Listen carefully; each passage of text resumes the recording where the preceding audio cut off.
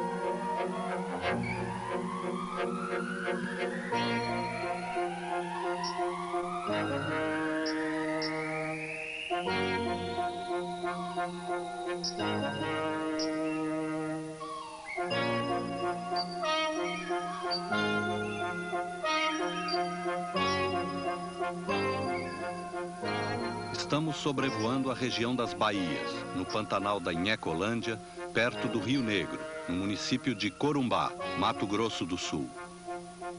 Essas milhares de lagoas se formam quando começam a evaporar as águas, que cobrem parte das terras no período mais chuvoso, a partir de dezembro. Algumas dessas baías são de água doce, outras de água salgada, não se sabe exatamente por quê. E há baías de todos os formatos e todas as cores.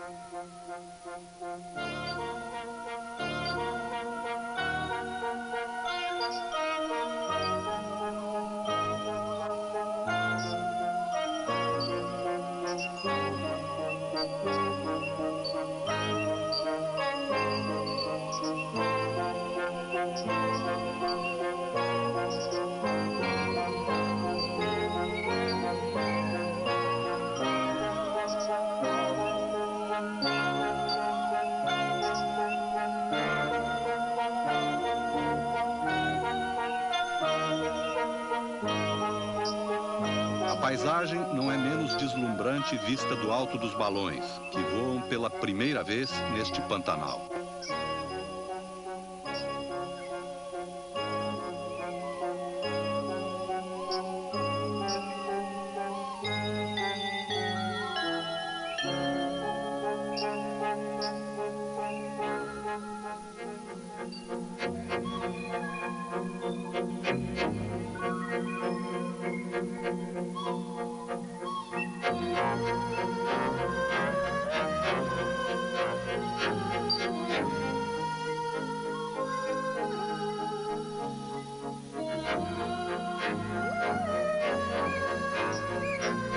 contrário do que muitos pensam, o Pantanal de Mato Grosso e Mato Grosso do Sul não é um grande pântano.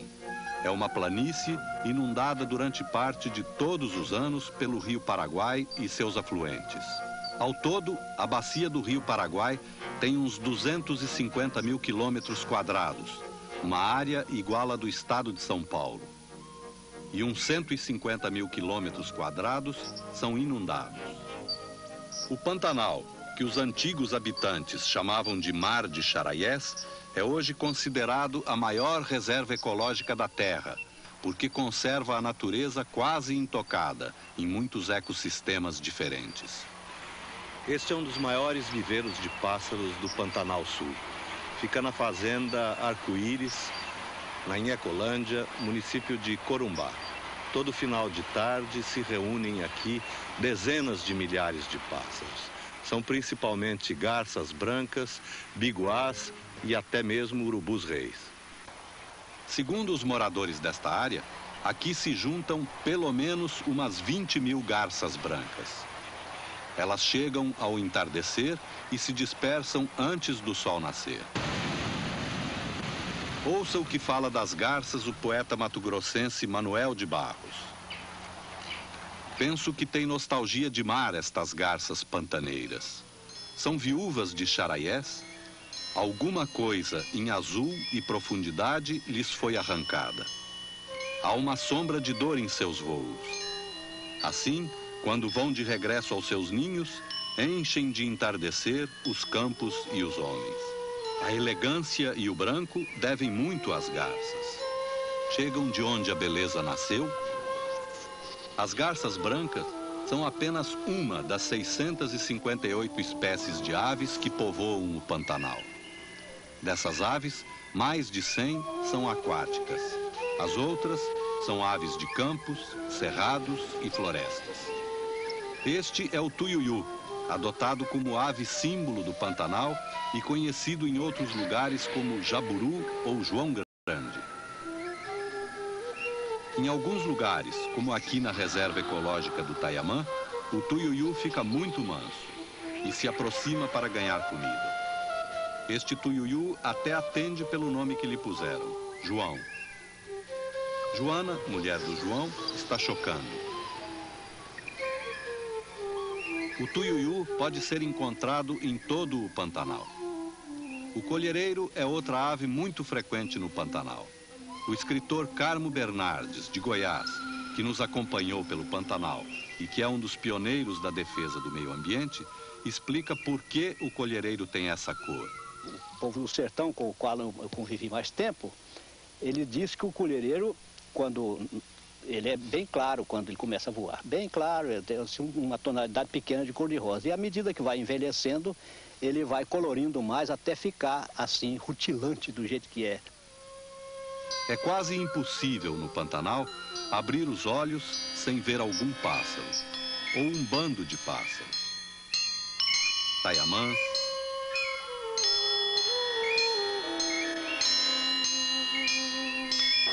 patos,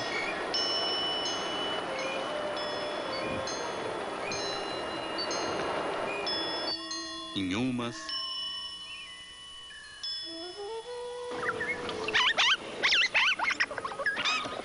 japuíras que imitam o canto de outros pássaros,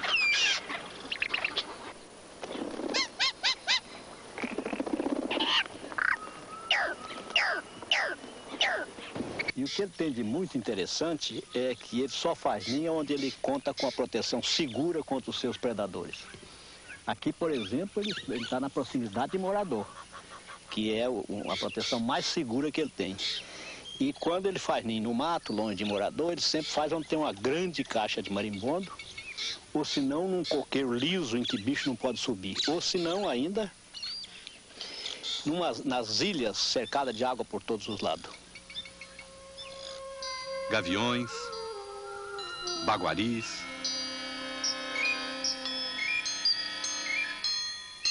e biguás, muitos biguás, como estes de um grande viveiro da reserva do Taiamã. Os caminhos da sobrevivência. Pantanal. Apoio Cultural Companhia Vale do Rio Doce. Empresa do Ministério de Minas e Energia.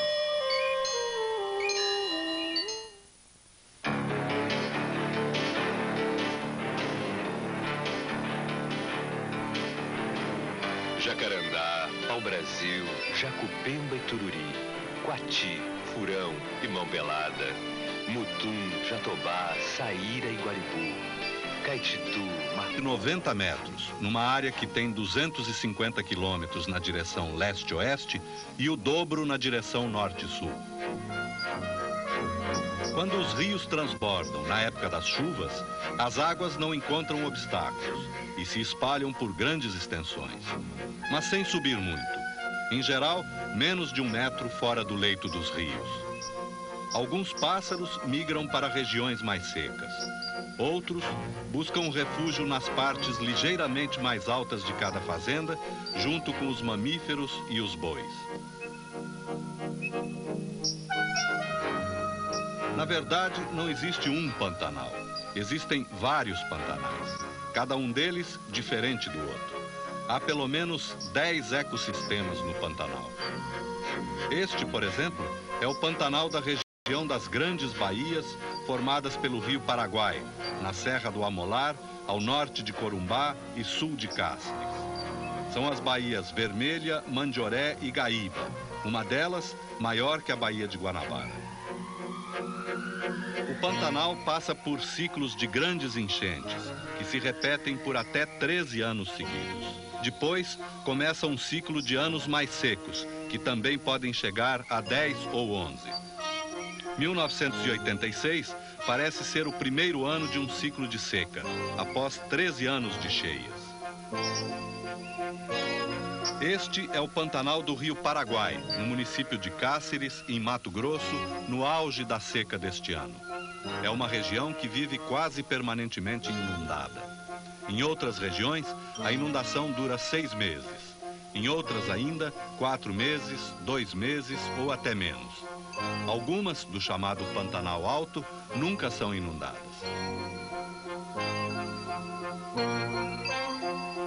Nesta região do Pantanal dos rios Itiquira e Piquiri, a inundação é muito menor. Aqui também, no nordeste da Inhecolândia, a cheia é bem menor, embora a área que o balão sobrevoa, a vazante do Bugio, fique quase toda coberta pelas águas, na enchente. Uma das regiões mais inundadas é a do Paiaguás, perto de Corumbá. Aqui, o Rio Paraguai, que tem 1000 quilômetros em território brasileiro, é muito fundo. Mas como o desnível é muito pequeno, 1 centímetro por quilômetro, suas águas parecem quase paradas, serpenteiam lentamente pela planície. Marciano, neste trecho aqui perto de Corumbá, qual é a profundidade do Rio Paraguai? Qual parte que você está dizendo? Essa parte daqui? Por aqui. É de 70 a 80 metros de fundura. E qual é o máximo que chega aí? Chega a 100, 100 e pouco metros. 100, 120 metros. Pouco abaixo daqui, a vazão do Rio Paraguai chega a 143 mil litros por segundo.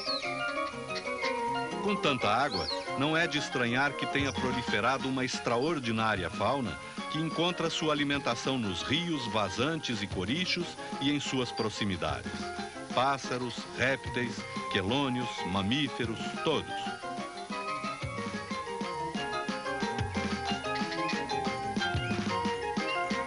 Ocano, e esse jacaré daqui é diferente dos jacarés de outras partes do Brasil? Eu acho bastante diferente. Eu acho que esse jacaré aqui deve ser o caimã ou caimão e que não dá muito grande. Me parece que esse jacaré aqui não chega a atingir 2 metros. E lá, nas regiões, por exemplo, da Amazônia, Tocantins, por exemplo, tem jacaré de 5 metros. O que eu acho fundamental é que os outros jacaré de lá, ele quando boia, ele aparece os 2 olhos por cima assim, e a pontinha do nariz só. E esse daqui aparece uma parte grande da nuca, que o de lá não aparece. Tanto que o de lá é mais difícil, a pessoa não sendo bem treinada, não conhece ele. Quando vê, está montado em cima dele e ele pode dar uma rabanada e afundar a canoa. Agora, é verdade que jacaré finge de morto, deixa piranha comer o pedaço do rabo dele, essas coisas? É, que ele finge de morto já vi muitas vezes. Quando ele é surpreendido, De uma hora para outra você chega nele, ele vê que não pode fugir e ele fica quieto, parado aí, você não foge de jeito nenhum. Você olha e acha que está morto, na verdade, porque a respiração desses animais, os répteis e os quelônios, a tartaruga, por exemplo, não é respiração ritmada. Ele enche o pulmão de uma quantidade muito grande de ar e fica muitas horas até que gaste todo o oxigênio daquela aspiração que ele teve para depois tomar outra. De forma que aquele bufo que ele dá é apanhando ar. Carmo, por que às vezes o jacaré fica dormindo de boca aberta? Principalmente uma hora dessa, que ele abre a boca para o lado do sol na parte da manhã, para se livrar de parasitas que entram na boca dele. A água é toda cheia de parasitas, pode ter até sanguessuga, principalmente uma água estagnada dessa, e esses bichinhos entram na boca dele. E fica por ali, ele não pode remover, porque a língua dele é colada no assoalho da boca, não tem motilidade para ele se ver livre desses bichinhos. Então ele enxugando a boca, os bichos são aquáticos, tem que sair, né? Os jacarés são uma presença muito forte no Pantanal, mas eles têm inimigos poderosos. Além dos caçadores de couros, que os dizimam para exportar clandestinamente suas peles, os jacarés têm de enfrentar as piranhas, que lhes arrancam pedaços do rabo, e as sucuris, que tentam matá-los e devorá-los. Veja estas cenas, gravadas por um câmera de Campo Grande, num equipamento amador.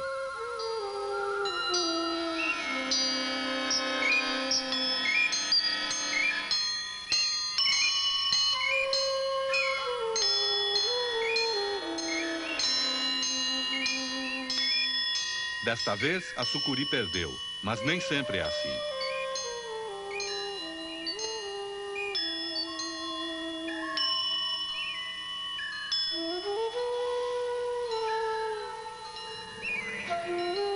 Como os jacarés, as sucuris são outra presença muito forte no Pantanal, principalmente a sucuri pintada. Não é preciso procurar muito para encontrar uma delas. Veja.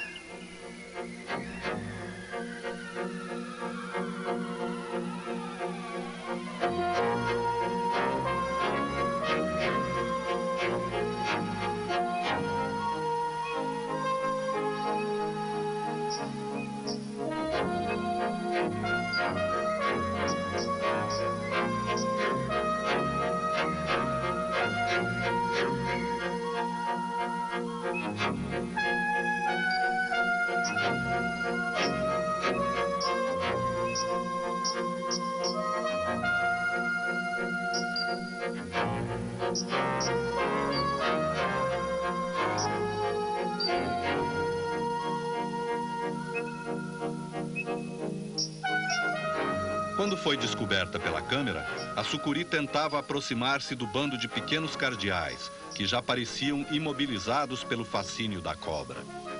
Mas a nossa presença quebrou o encantamento. E eles fugiram. Como na maioria dos lugares do Pantanal ninguém mata os animais, as sucuris perdem o medo de seres humanos e vão de ousadia em ousadia. Ouça estas histórias de guardas da Reserva Ecológica do Taiamã, no Rio Paraguai, mantida pela Secretaria Especial do Meio Ambiente. Nós estávamos limpando o peixe aqui, Quem? eu e minha mulher. Eu limpando no pacu e ela limpando no piranha. A sucuri pegou a piranha da mão dela. E aí? Ela deu um grito que quando ela veio de lá, eu peguei um facão, mas dei uma cutilada na sucuri, ela saiu aí, mas mundo de sucuri. Grande? Tem quanto metros? Deve ter uns 4 metros, mais grossa. Chegava a levantar o pontão ali.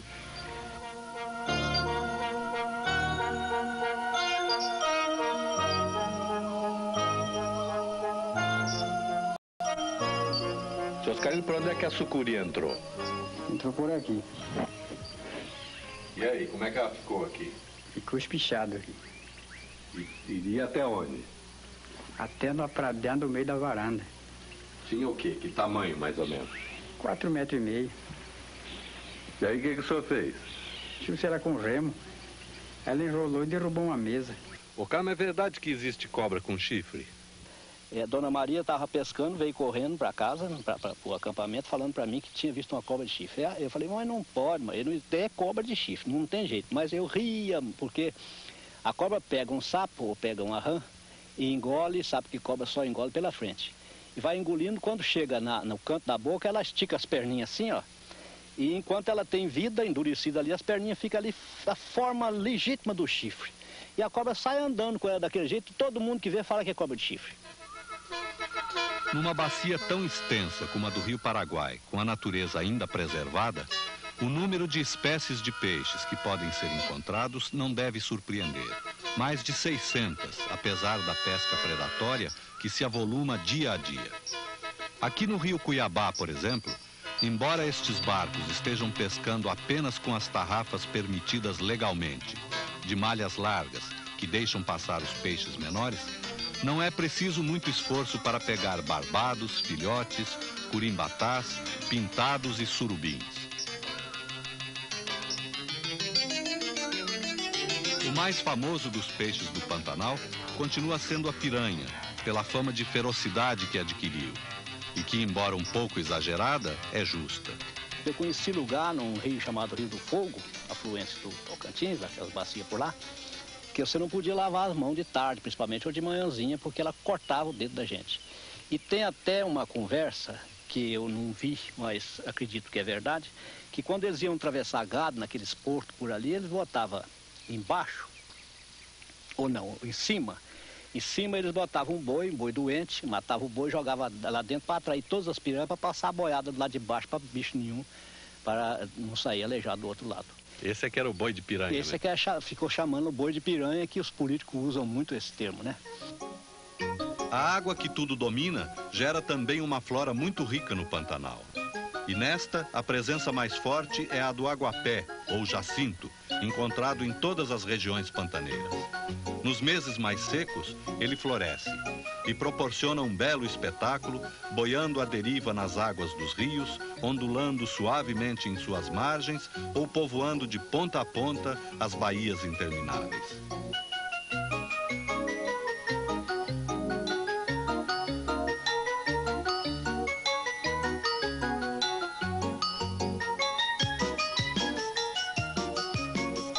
O espetáculo inesquecível, entretanto, fica por conta da flor do lodinho branco, essa flor pequenininha, do tamanho da unha de um dedo mínimo. Com suas 4 pétalas brancas, ela cobre quase toda a superfície de algumas baías, como esta na reserva do Taiamã. Seu caule, que desce pela água transparente até o fundo de lodo, daí o seu nome, fica coberto de plânctons e filamentos. Parece uma árvore submersa de musgo ao lado dos aguapés. As folhas deste aguapé sofreram uma mutação para reduzir o atrito com a água. Agora parecem folhas de palmeiras. Ouça a orquestra de sapinhos e grilos da Baía do Lodinho Branco, regida pelo maestro Cafezinho, esse pequeno pássaro marrom e amarelo que pasta descuidado entre as flores brancas.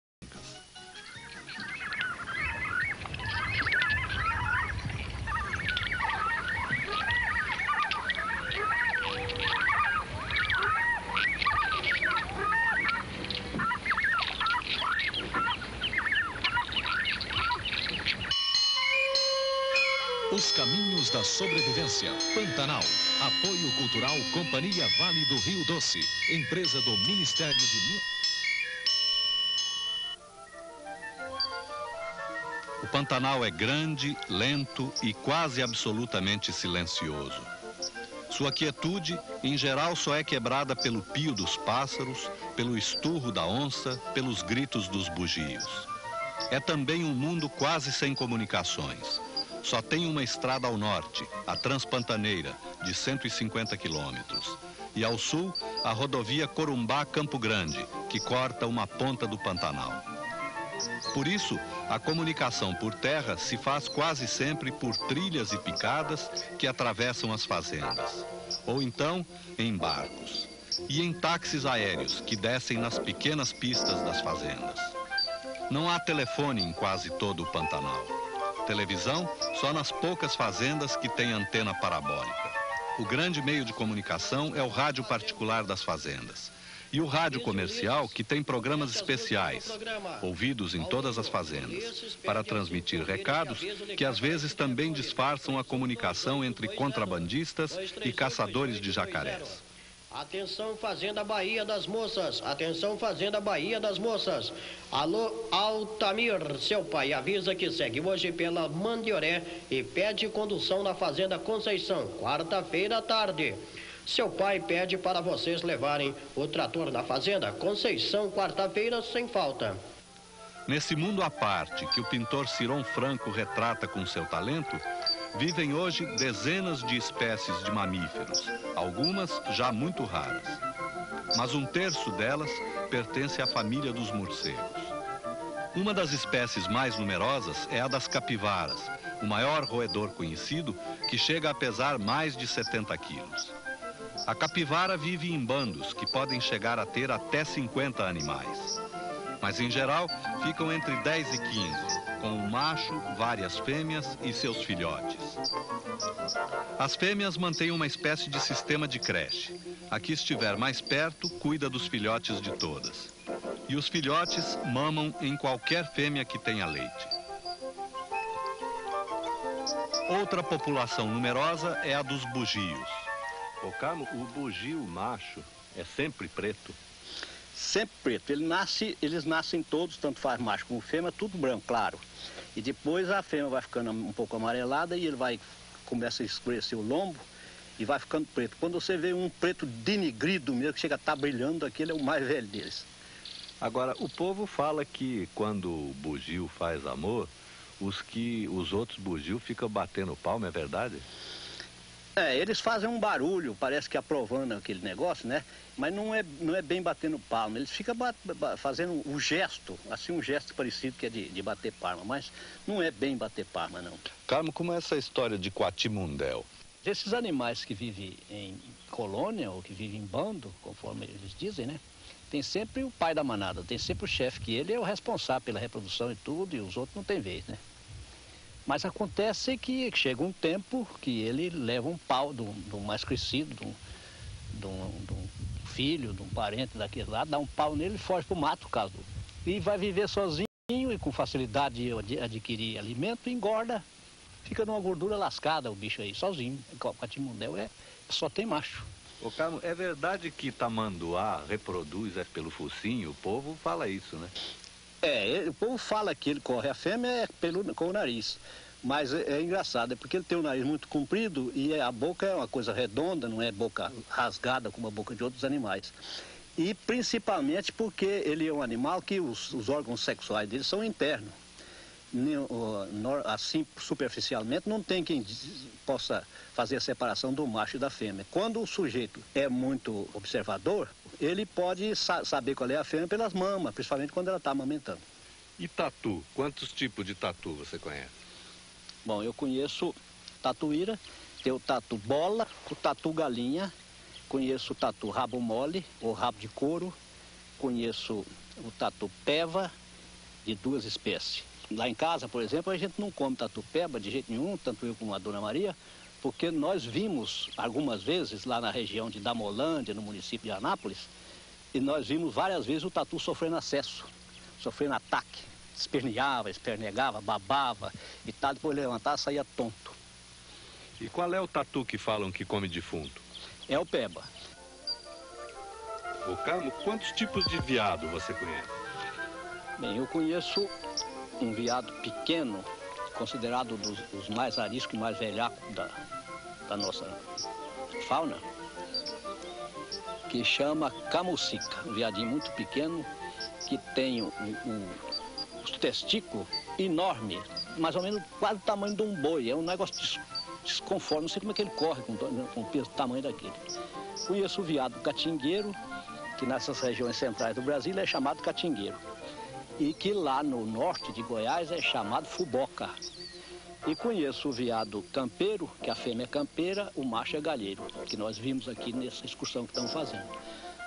Conheço o veado mateiro, comum, e conheço o veado guatapará, que é um veado grande, e tem o cervo, ou cervo, não sei como se pronuncia, e a mulher dele que chama Sussuapara, que é um veado grande, do tamanho de um bezerro de ano ou maior.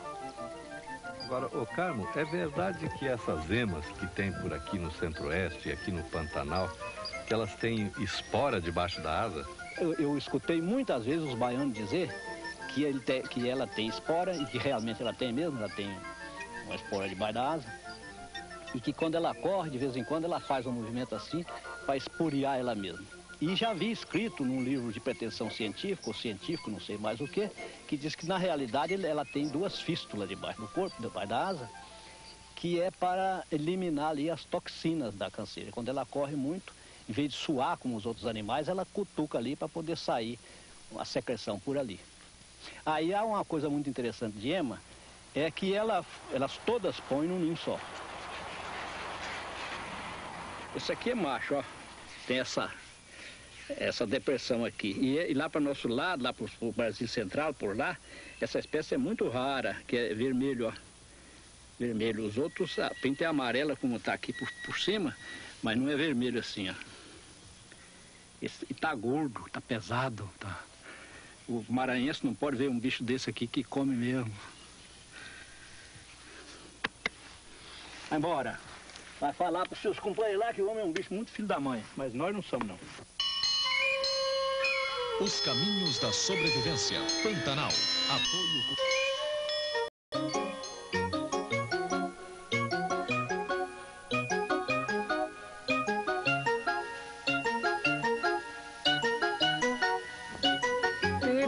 Não, sentir isso aí, sentir a coisa de mostrar, quer dizer, a relação da natureza com a natureza da pintura. Ou seja, o naturalismo é a coisa plástica solta aí, né? Uma sensação mesmo. Explicar muito não, isso é igual amor, não tem jeito. Sentiu e pronto. Estamos chegando a uma fazenda do Pantanal Alto, em Mato Grosso, no município de Itiquira. Esta é uma das regiões ocupadas há mais tempo no Pantanal pelo homem branco, que vive em terras pantaneiras desde o começo do século XVIII. Antes, o Pantanal era domínio de índios, dos Guató, dos Paiaguá, dos Guaicuru e Cadivel, índios cavaleiros que faziam rédeas para seus cavalos com tranças de cabelos de mulheres. A fazenda de 110 mil hectares mede 115 quilômetros de comprimento entre seus pontos extremos de leste e oeste e 50 quilômetros na parte mais larga, de norte a sul. É a fazenda Santo Antônio do Paraíso, uma das mais bem cuidadas do Pantanal. Um de seus antigos donos vivia aqui com 25 mulheres na casa imensa, encoberta por mangueiras centenárias e com varanda de 65 metros de largura. As mulheres, ele as tomava dos peões contratados para a fazenda. Se recusavam a cedê-las, morriam amarrados no tronco. As grandes fazendas são uma constante no Pantanal. Rara é a propriedade com menos de 10 mil hectares, pois o boi criado em pastos naturais exige de 3 a 4 hectares de terras por cabeça, em média. Por isso, é pequena a população da zona rural pantaneira. Não chega a 100 mil pessoas. O homem pantaneiro fala pouco, principalmente com estranhos. Seu companheiro é o cavalo, e o boi, e a paisagem. Em geral, ele só quebra o silêncio e a sisudez nos momentos de convívio com os poucos companheiros, nas poucas horas de folga que a lida do campo permite. Tudinho tem apelido, Bastião Fumaça, esse que entregou. Aquele lá da blusa cor-de-rosa é o desprezado, porque as moças aqui não querem casar com ele. Desprezo. O outro ali é o cara baixo. Esse que tá... Não, Zé Sarney. Não, como que fala? O outro frango d'água, tucurinha, peró, quati. Cocó. Popó. Não, pocó. Isso daqui é peixe liso. Peixe liso. Peixe liso. E o meu, crioulo, né? Não pode negar o meu também, né? Nas horas mais quentes do dia, o companheiro do peão é o tereré, o mate frio tomado na bomba. E a comida de todo dia e toda hora é a carne de boi, farta e de graça em quase todas as fazendas. Isso aqui é periodicamente eles fazem o rodeio do gado, tudo para domar, né, o gado, madrinhar bem, para curar bezerrinho, que é época de curação do umbigo. Ver se tem algum animal doente, periódico. Aquilo, por exemplo, aquela vaca preta não é desse pasto. Ela já arrebentou cerca e... Conduzir um gado, diz o poeta Manuel de Barros, é tarefa monótona, de horas inteiras, às vezes de dias inteiros. Por isso, é no uso de contos e recontos que o pantaneiro encontra o seu ser. Na troca de prosa ou de montada, ele sonha por cima das cercas. É mesmo um trabalho na larga, onde o pantaneiro pode inventar, transcender, desorbitar pela imaginação.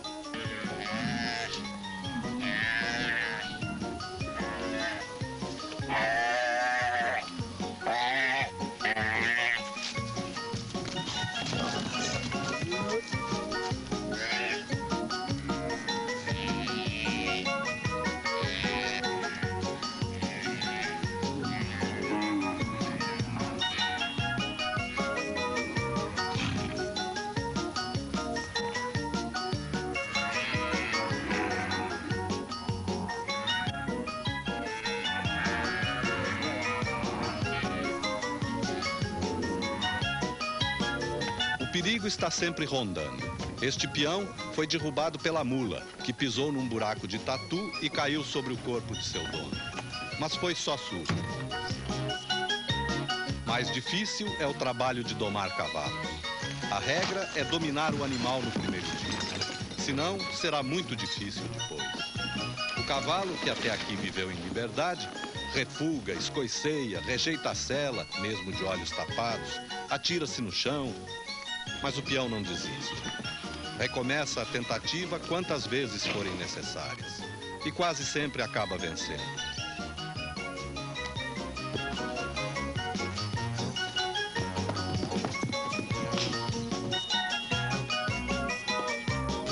O filho do pantaneiro sonha ser exatamente como seu pai. Passar a vida sobre um cavalo, lidando com o boi. A cidade o assusta. Ô Renato, você nasceu aonde? Em Cáceres. Em Cáceres? Então você é do Pantanal mesmo, nasceu no Pantanal mesmo. Você gosta do Pantanal? Gosto. Por quê, hein? Eu não gosto de ir lá pra Cáceres. Não gosta, não? Você gosta de ficar no Pantanal mesmo? Por quê? Explica pra mim.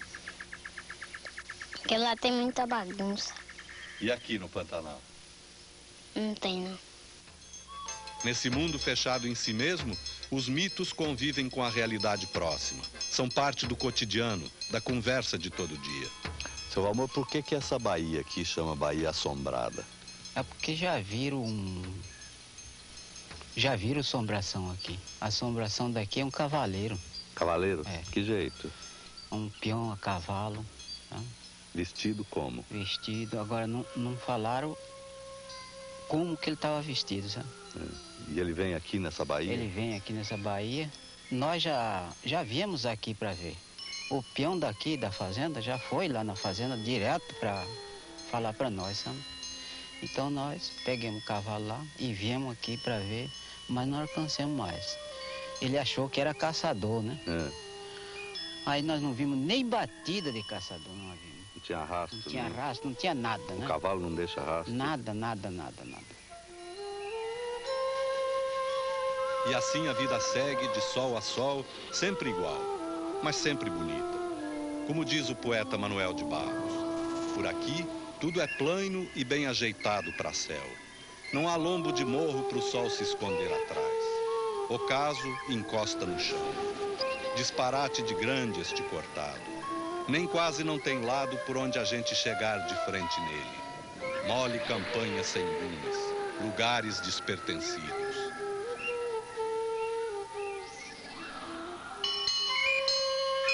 Os caminhos da sobrevivência. Pantanal.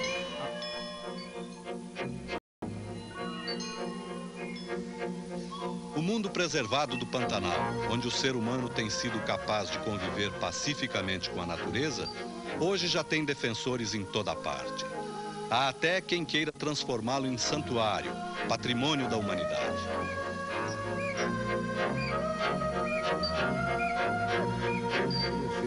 dentro do Pantanal ou o Pantanal dentro de mim. O que a gente quer preservar, manter como está, ou como nossos avós encontraram. O Pantanal é uma região sui generis, é uma região abençoada por Deus. Isso é uma paixão. Parece que o construtor dessa coisa toda aí, quando fez água, quando fez luz, quando fez esses espaços, ele deu na preguiça e falou, vou largar esse troço aí assim mesmo. E ficou essa coisa aí, né? A gente nota que parece a placenta do mundo, né? Mas esse mundo, quase intocado e rico, já está cercado de ameaças que nós vamos ver no próximo programa desta série.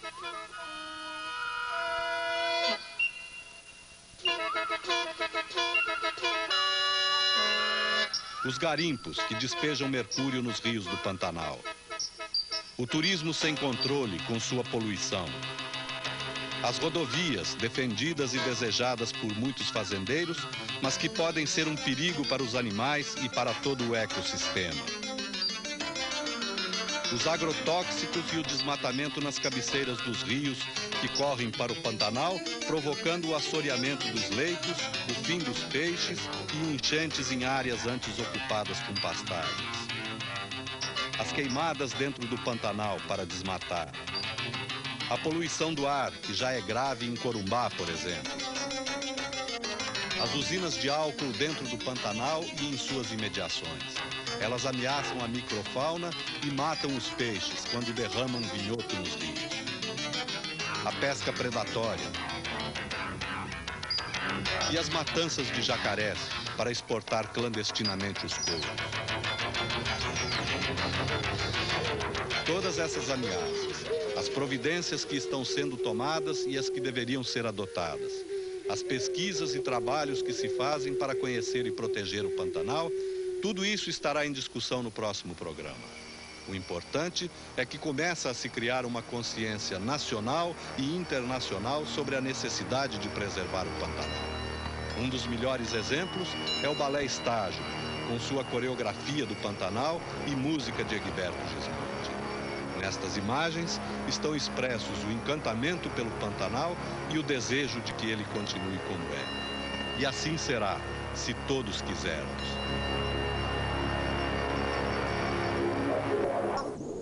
Nunca poderia ter casado com o Rich. Ele estava no estrangeiro nessa época.